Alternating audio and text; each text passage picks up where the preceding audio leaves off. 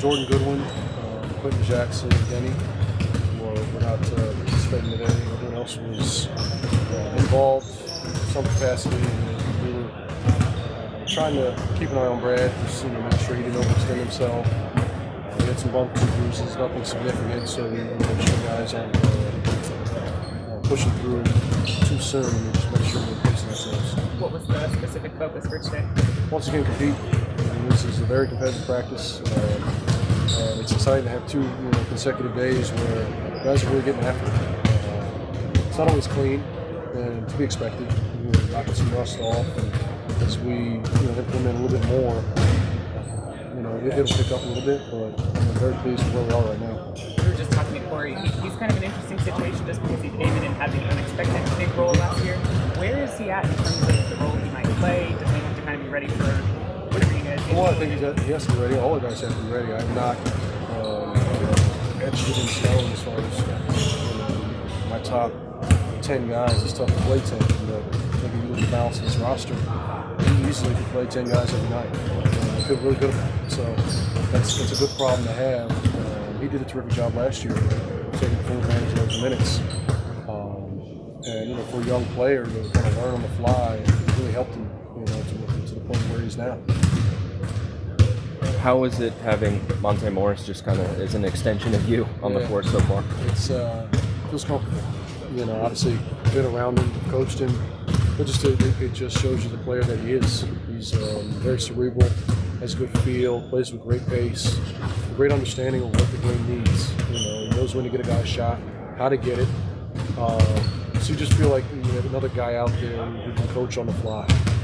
How much is different from what you guys were doing in Denver? I mean, I'm sure the terminology is a little bit different, but just how much do you think he already knows? It's quite different. I mean, some of the play calls are similar, some are the same, but it's different personnel.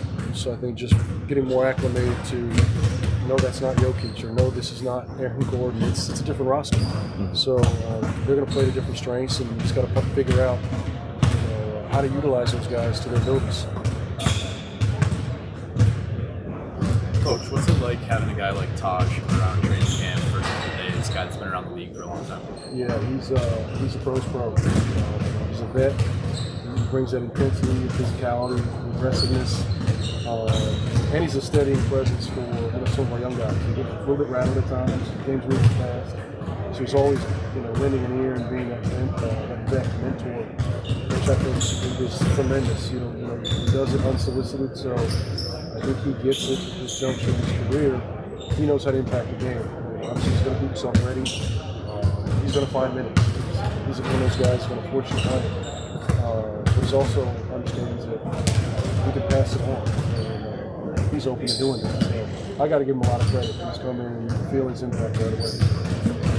So far, 2 days in, what intangibles have you noticed from this team so far? Well, the competitive piece that we spoke of, but also the carryover. We're seeing a lot of carryover from last year. There's some subtle differences, but I think it's good to see where we are now compared to where we began at the start of last season. We've fast-tracked a lot of those things, so it makes us feel a lot more comfortable about where we are on both sides of the ball. And then Monte spoke about having an early preseason game to get a jump on the competition. Just what are some of the strengths that you feel like you possess having this early on preseason game? Well, I mean, there are some strengths to getting ahead of it a little bit. We're practicing a couple of days earlier. Guys return to market, probably a few days sooner. So you get those opportunities for them to be in the gym and be around each other. They kind of learn the language a little bit. There are some logistical things that are tough. Playing in a foreign country, it's a long flight, but it's a great opportunity. And the competition is second to none, so it's certainly a challenge for us to see where we are.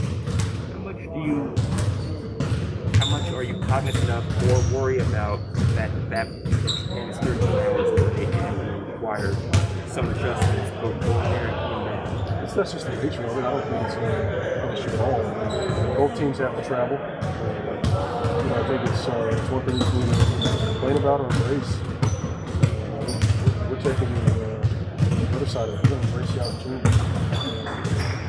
Try to make it work and play to our strengths. Of course, the concern is when you come back, before you know it.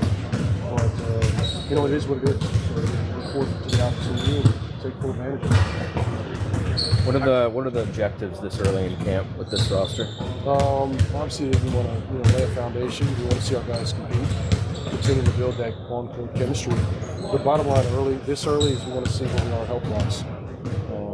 Not everyone's ready to go full board, and for obvious reasons. We want to make sure we come out of camp and get through the games in Japan, get through the preseason healthy, and hopefully give ourselves a chance early in the season.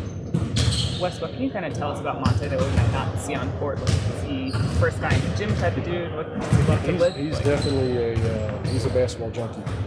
Watches games, understands the games. He'll talk basketball all day long. And I think that's as point guards most do. He's a student of the game. So he's just always that's what he does. It's what he lives for. And you can tell by the way he plays.